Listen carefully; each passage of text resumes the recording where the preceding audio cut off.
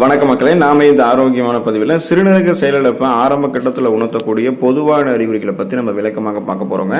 சிறுநீரக பாதிப்பு அப்படின்றது இன்று பொதுவான ஒரு பிரச்சனையாகிடுச்சு. வயதானவர்களை குறிவைத்த இந்த நோய் இளைஞர்களையுமே இப்போ பாதிக்க தொடங்கியிருக்கு அப்படின்னு தான் சொல்லணும். இப்படி சிறுநீரக பிரச்சனை அதிகரிக்கிறதுக்கு காரணம் என்னன்னா அதனுடைய அறிகுறிகள் அல்லாத பாதிப்பு தான் காரணம். ஆமாங்க, பொதுவாக சிறுநீரக பாதிப்பு உங்களுக்கு ஏற்பட்டுச்சுன்னா உடனே அதனுடைய அறிகுறிகள் தெரியாது. அது தீவிர நிலையை அடைஞ்சதுக்கு அப்புறம் தான் அறிகுறிகள் தெரிய ஆரம்பிக்கும். எனவே தான் இது நாள்பட்ட சிகிச்சை எடுக்கக்கூடிய பிரச்சனையாக உருவெடுக்குது. இருந்தாலும் நம்ம ஒரு சில பொதுவான அறிகுறிகளை உணரும் பொழுது ஆரம்ப நிலையிலேயே முன்னெச்சரிக்கையாக மருத்துவரை அணுகணும் அப்படின்னா அந்த சிறுநீரகம் நமக்கு பழுதடைந்து போகிறத சரி பண்ணி கொள்ள முடியும். ஸோ அந்த அறிகுறிகள்லாம் என்ன, எப்படி அணுகி எப்படிலாம் சரி பண்ணிக்கணும் அப்படின்றத விளக்கமாக பார்ப்போம். அதை பற்றி பார்க்குறதுக்கு முன்னாடி இந்த வீடியோவுக்கு மட்டும் ஒரு லைக் கொடுத்துட்டு இந்த தகவலை உங்களுக்கு தெரிஞ்சவங்களுக்கும் ஷேர் பண்ணிடுங்க. ஏன்னா அது அவங்களுக்கும் பயனுள்ளதாக இருக்கக்கூடிய ஒரு ஆரோக்கியமான பதிவு தான். இது போன்ற அப்டேட்ஸ்கள் நீங்கள் தொடர்ந்து பார்க்குறதுக்கு நம்மளுடைய ஹெல்த் நியூஸ் தமிழ் சேனலை மறக்காமல் சப்ஸ்கிரைப் பண்ணி வச்சுக்கோங்க. பக்கத்தில் இருக்கக்கூடிய பெல் பட்டனையும் கிளிக் பண்ணி ஆல் அப்படின்ற ஆப்ஷனையும் செட் பண்ணி வச்சுக்கிட்டீங்க அப்படின்னா நாங்கள் போடக்கூடிய எல்லா அப்டேட்ஸும் உங்களுக்கு நோட்டிஃபிகேஷன் அடிக்கடி வந்து சேரும். சரிவாங்க மக்களே, இப்போ வீடியோக்குள்ளே போயிடலாம். அதீத உடல் சோர்வு மற்றும் கவனமின்மை இது உங்களுக்கு சிறுநீரகம் பாதிப்படைஞ்சதுக்கான ஆரம்ப கட்ட அறிகுறியாக தான் உங்களுக்கு சுட்டி காட்டுது. நீங்கள் கவனமாக இருக்கணும் இந்த அறிகுறி தென்படும் பொழுது. ஸோ இதன் அறிகுறி எதனால் ஏற்படுதுன்னா சிறுநீரகத்தினுடைய செயல்பாடுகளில் தொய்வு ஏற்படும் போது உடலினுடைய நச்சுக்கள் மற்றும் அசுத்தங்கள் இருந்துச்சு அப்படின்னா அது எல்லாமே உங்களுக்கு வெளியேறாமல், அதாவது சுத்திகரிக்கப்படாமல் ரத்தத்திலேயே போயிட்டு கலந்துரும். இதனால் அனிமியா என்று சொல்லக்கூடிய ரத்த சோகை நோய் ஏற்பட்டு நீங்கள் எப்போதுமே அதீத உடல் சோர்வாகவும் பலவீனமாகவும் உங்களை உணர்வீங்க. எந்த விஷயத்துலையுமே கவனம் செலுத்த முடியாமல் உங்களால் போக ஆரம்பிக்கும். அப்போ குறிப்பாக பார்த்தீங்க அப்படின்னா உங்களுக்கு அந்த மயக்கம், தலைவலி, குமட்டல், வாந்தி, உடல் சோர்வு, உடல் கடுமையாக வலிக்கிறது, உடல் பலவீனம், இந்த மாதிரி பிரச்சனைலாம் இருக்கும். உங்களுக்கு ஓய்வு அப்படின்றது ஓரளவு பயன்புரிந்தாலுமே உங்களுக்கான மொத்தமாக இந்த அதீத சோர்வு கவனமின்மை போகவே போகாது. அப்போ இந்த மாதிரி இருக்கும்போது கிட்னி பாதிப்படைஞ்சதால தான் இந்த அறிகுறி இருக்கா அப்படின்னு செக் பண்ணிவிட்டு அந்த மாதிரி இருந்ததுன்னா உடனே விடுபட்டு கொள்வது நல்லது. தூங்குவதில் சிரமம் ஏற்படுதல் சிறுநீரகம் பாதிப்படைஞ்சதுக்கான ஆரம்ப கட்ட அறிகுறியை உங்களுக்கு சுட்டி காட்டுதுன்னு ஞாபகம் வச்சுக்கோங்க. சிறுநீரகம் என்ன பண்ணணும் அப்படின்னா நம்முடைய உடம்புகள் இருக்கக்கூடிய நச்சு கழிவுகளை சரியாக வடிகட்டி சிறுநீர் வழியாக வெளியேற்றணும். அந்த மாதிரி வெளியேற்றாமல் அது ரத்தத்திலேயே தேங்கும் போது என்ன ஆகும் அப்படின்னா நம்மளுடைய அந்த ஸ்லீப் டிசார்டர் அந்த பிரச்சனையை ஏற்படுத்தும். அதாவது தூக்கத்தை பாதிக்கும். அதோடு இது உடல் பருமன் மற்றும் நாள்பட்ட சிறுநீரக நோய்க்கும் வழிவகுக்கும் அப்படின்றத நீங்கள் தெரிஞ்சுக்கோங்க. அப்படி சிறுநீரக நோய் உங்களுக்கு ஏற்பட்டுச்சு அப்படின்னா உங்களுக்கு தூக்கமின்மை பிரச்சனையுமே இருக்கும்ன்றதை நீங்கள் மறந்துடாதீங்க. ஸோ இது சிறுநீரகம் பாதிக்கப்பட்டவர்கள் கூறக்கூடிய ஒரு பொதுவான பிரச்சனையாகவும் இருக்கும். அதனால் தூங்குவதில் சிரமம் ஏற்படக்கூடிய பிரச்சனை சாதாரணமாக நினைக்காதீங்க. இது எல்லாருக்குமே காமனாக இருக்கும். இப்போ நீங்கள் ஒரே ஒரு கிட்னி ஃபெயிலியர் ஆகிருக்கக்கூடிய ஒரு நபர்கிட்ட போயிட்டு உங்களுக்கு எந்த அறிகுறி அதிகமான அறிகுறியாக இருக்குது, அடிக்கடி இருக்கக்கூடிய அறிகுறியாக இருக்குன்னு கேட்டிங்கன்னா பொதுவான அறிகுறியாக அவங்க தூங்குவதில் எனக்கு சிரமமாக இருக்குது அப்படின்னு தான் சொல்லுவாங்க. ஸோ இந்த மாதிரி இருந்ததுன்னா அதை செக் பண்ணி நீங்கள் சரி பண்ணிக்கோங்க. வறண்ட மற்றும் அரிக்கக்கூடிய சருமம் ஏதாவது உங்களுக்கு தென்படுதா பாருங்கள். அந்த மாதிரி இருந்ததுன்னா சிறுநீரகம் உங்களுக்கு பாதிப்படைஞ்சது தான் அதை சுட்டி காட்டுது. உடலினுடைய தேவையற்ற நீர் மற்றும் நச்சுக்களை சரியாக வெளியேற்றுவது தான் ஆரோக்கியமான ஒரு சிறுநீரகத்தினுடைய வேலையாக இருக்குது. ஸோ இந்த வேலை சரியாக நடந்துச்சு அப்படின்னா ரத்த சிகப்பணுக்கள் உங்களுடைய ரத்தத்தில் புதுசாக உருவாகும். எலும்பு ஆரோக்கியம் உங்களுக்கு மேம்படும். அதோடு உடலினுடைய மினரல் சத்துக்களினுடைய தேக்கம் சீரான அளவில் இருக்குங்க. இப்படி எதுவுமே சரியான முறையில் நடக்காத போது நீங்கள் ரொம்ப எச்சரிக்கையாக இருக்கணும். அது என்னவா மாறும் அப்படின்னா ஸோ உங்களுக்கு சருமத்தை வறட்சியாக மாற்றும், அரிக்கக்கூடிய சரும எரிச்சல் போன்ற தோல் அழற்சி பிரச்சனைகளை ஏற்படுத்தும், எலும்புகளை பாதிக்கும். அதோடு நீண்ட நாள் உங்களுக்கு எலும்பு தொடர்பான பிரச்சனைகளும் உங்களுக்கு இருக்கும். சிறுநீரக பாதிப்பு நீண்ட நாட்களுக்கு இருந்துச்சு அப்படின்னாலும் சரியான முறையில் ஊட்டச்சத்துக்களையும் மினரல்ஸ்களையும் உங்களால் சமன் செய்ய முடியாமல் போயிடலாம்.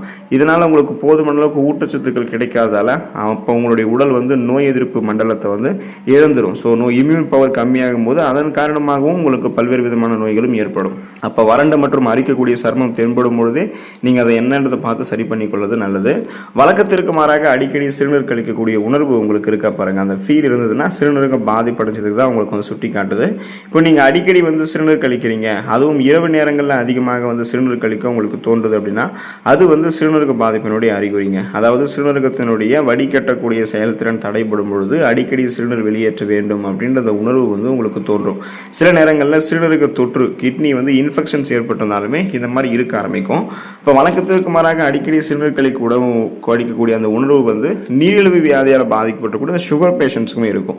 அவங்களுக்குமே சிறுநீரகம் செயலிழந்து போனதால தான் இந்த மாதிரி அவங்களுக்கு அந்த ஃபீல் இருக்கும். ஸோ நீங்கள் செக் பண்ணி பார்க்கும்போது உங்களுக்கு தெரிஞ்சிடும். அது செக் பண்ணி பார்க்கும்போது தெரிஞ்சதுன்னா அது என்ன ப்ராப்ளம்ன்றது சரி பண்ணிக்கிறது நல்லது.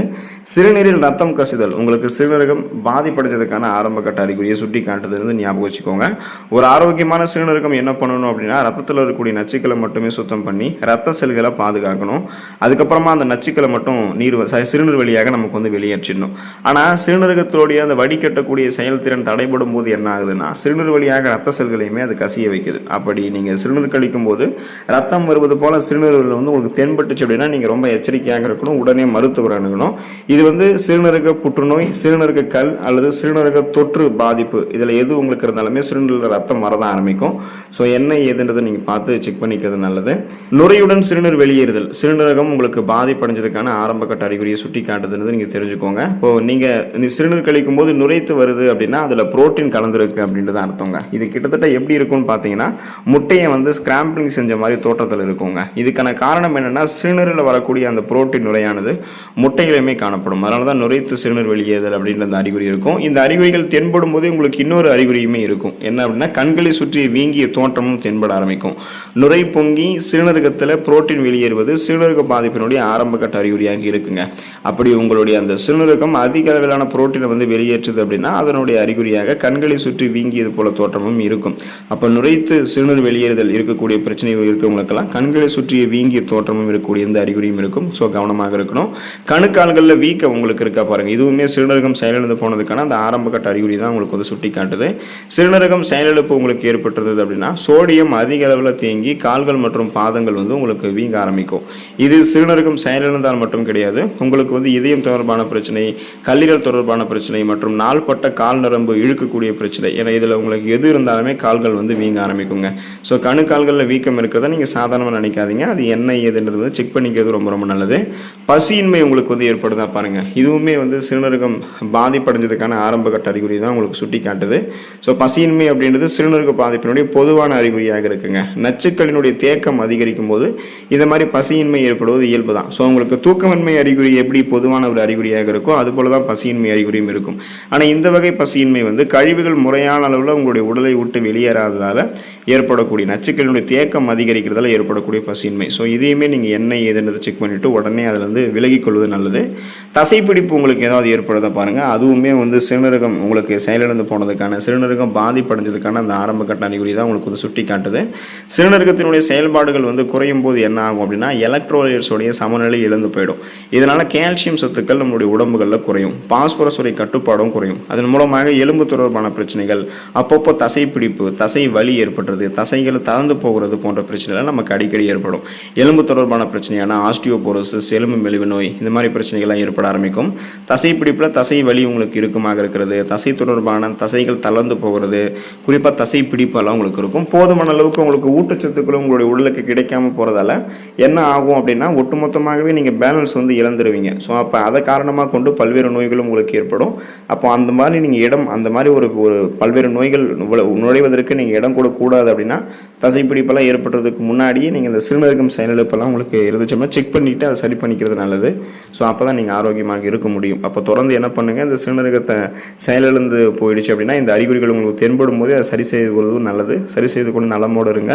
அடுத்த ஆரோக்கியமான பதிவில் மறக்காமல் சந்திப்போம். நன்றி மக்களே.